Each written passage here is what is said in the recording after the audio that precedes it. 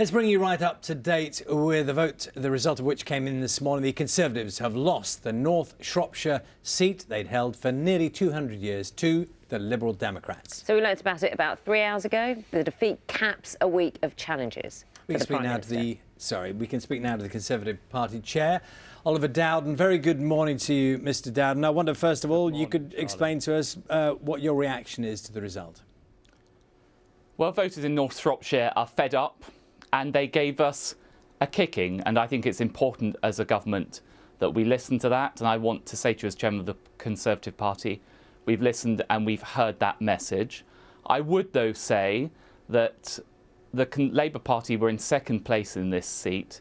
They should have been surging. In fact, they were sinking and they lost vote share as well. So this was a by-election that took place in unique circumstances, but nonetheless, I do hear the message from the voters of North Shropshire.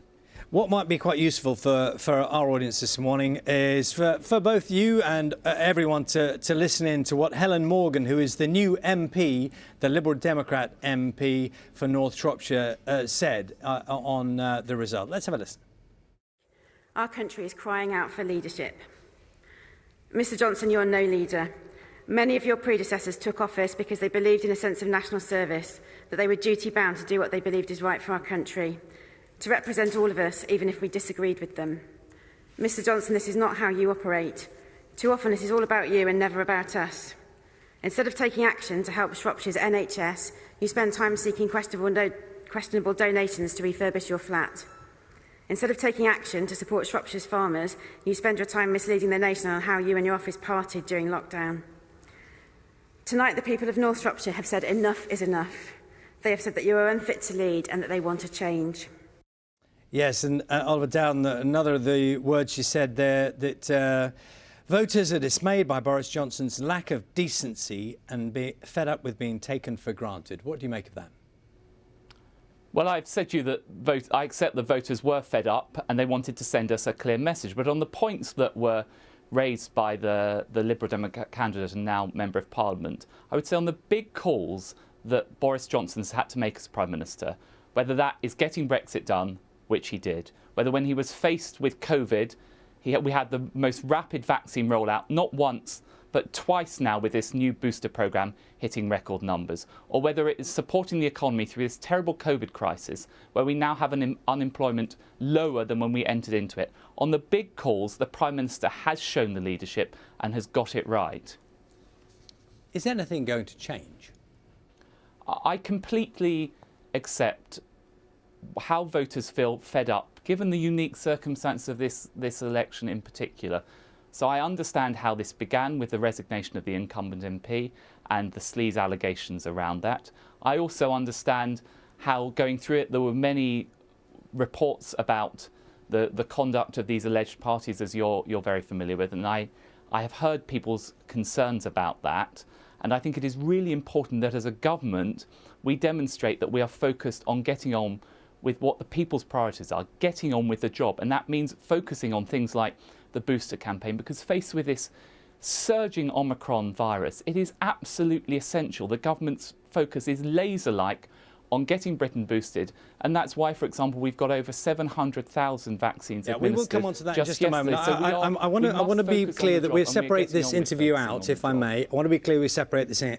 I want to focus in on the words you just used, and you're chairman of the Conservative Party. I think you said we're hearing loud and clear. I think you said the electorate is fed up. So my question to you was, if you've heard that loud and clear, and if Boris Johnson, have you spoken to him? Is that a yes or no? Have you spoken to him? I speak to the Prime Minister all the time. Have you spoken to him since this result? I have been in contact. How is that a difficult question? Have you spoken to him since the result? If you'll let me answer the question, I was about to say to you, normally I say in these circumstances, I don't reveal private conversations. I will say I've been in text message contact with the Prime Minister repeatedly, and I'm seeing him straight after this at 9 o'clock this morning. OK, so my question, which I'd like to come back to, is you've said people are fed up. You said you're hearing and you're listening. So what will change?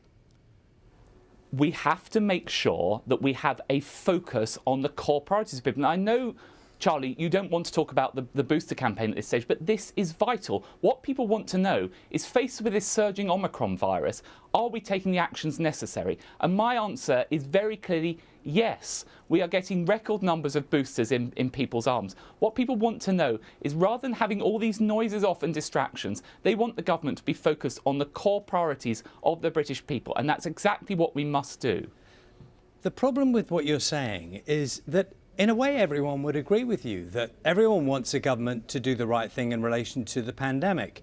The bit you seem to be willfully ignoring is that something else happened in this by-election, which was something else took priority over that. Extraordinary as that sounds, something else took priority. And the only conclusion is that it is a verdict on Boris Johnson personally, on his conduct, on the things they've seen him doing. So that's the bit you don't seem to be taking on at all, because it would appear to me you're saying that Boris Johnson can carry on conducting himself in the way he has. That's OK.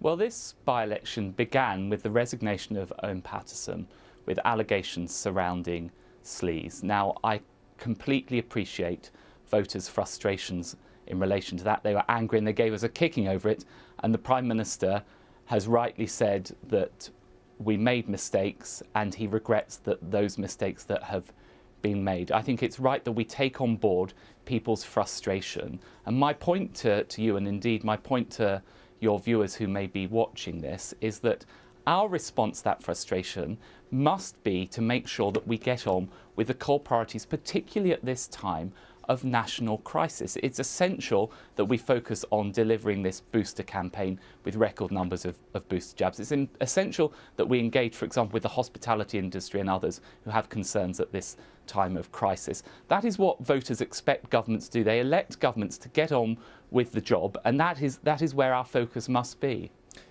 When you hear this morning long-serving Conservative MP, some people will know Sir Roger Gale, one of your own, saying this should be seen as a referendum on Boris Johnson's premiership.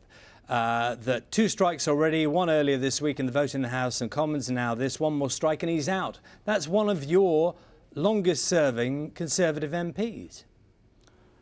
Well, Charlie, I have been around in politics one way or another for quite a long time myself, and I think, Charlie, you have known many different events happen in politics. Governments do lose by-elections mid-term. If the Liberal Democrats did as well in general elections as they did in by-elections, they would have been in power for most of the past 50 years. It's not usually the case that governments win by-elections when they are in power. We didn't win a single by-election between 1989 and 2014 in power. But nonetheless, I do accept the message sent by voters in Shropshire that they're fed up. We have heard that message, and we need to make sure we're focused on with getting on with the job, and that's exactly what we're doing. It strikes me this morning you're doing a curious thing, which is, on the one hand, saying you're listening and you understand people are fed up, but on the other hand, saying, well, it's just a by-election. Well, there's two elements to this. By-elections happen mid-term to governments, and it is the case that particularly Liberal Democrats do well in by-elections. And by the way, if there was some massive surge of support for the opposition, you would see Keir Starmer's Labour Party, who were in a strong second place in this seat, surging ahead and winning it, as, for example, happened under Tony Blair. In fact, they sunk, their vote share declined. I tell you what, let's not go back over. Let's genuinely, Oliver Dowden, you asked me this question, and I need to address it. Alongside the point about mid-term by-elections, which I've just addressed, I also accept that voters were fed up and they gave us a kicking. They were fed up with a by-election that was called because of sleaze allegations. They were fed up with all the sort of stories that are going on at the moment, and that's why I take it that they are saying to us that we have to focus on the core job at hand. And I'm saying to you and to your viewers, that is exactly what we will do as a government and what we are doing with the vaccine booster programme. 200 years approximately it's been Conservative, that seat, just so that people understand, because sometimes it can sound like we're talking in a sort of political vacuum.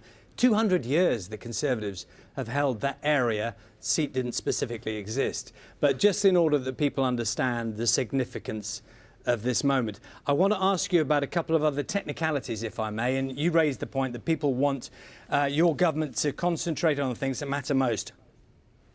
been suggested to us this morning that Rishi Sunak, who was due to speak to business leaders, I know he's in California, did not dial into a meeting yesterday. Did Rishi Sunak have a meeting yesterday, discussions with business leaders? I don't know whether that meeting took place or not. If you're saying to me it didn't, I'll have to take your word for it. But what I do know is that the Chancellor is returning to the United Kingdom today. I do know that he's been in constant touch with the Prime Minister about how we support hospitality during this difficult time. Well, the question really is why, given that our information is that dial-in didn't happen, why isn't he in touch with business leaders who right now, concentrating on the very real issues that are facing people and their livelihoods? Why did he not talk to them? He's away. It looks like he's out of touch.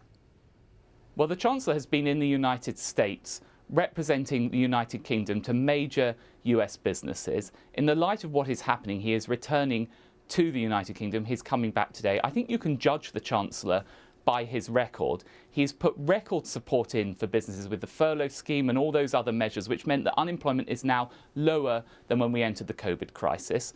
That's why, for example, we still have business rate relief in place, which means that businesses are paying a quarter of the sort of business rates they would have paid otherwise. That's why we've kept the VAT cut in place. But I know this is a very challenging time for businesses, and that's why we're monitoring the situation day by day, hour by hour, and I know the Chancellor is very much engaged with how he can support those businesses. And if I could give you a final thought, maybe, and this in a way I'd like you to direct at those voters who have expressed their dismay, which is manifest in the election that's just taken place, who do have concerns about the Prime Minister's behaviour.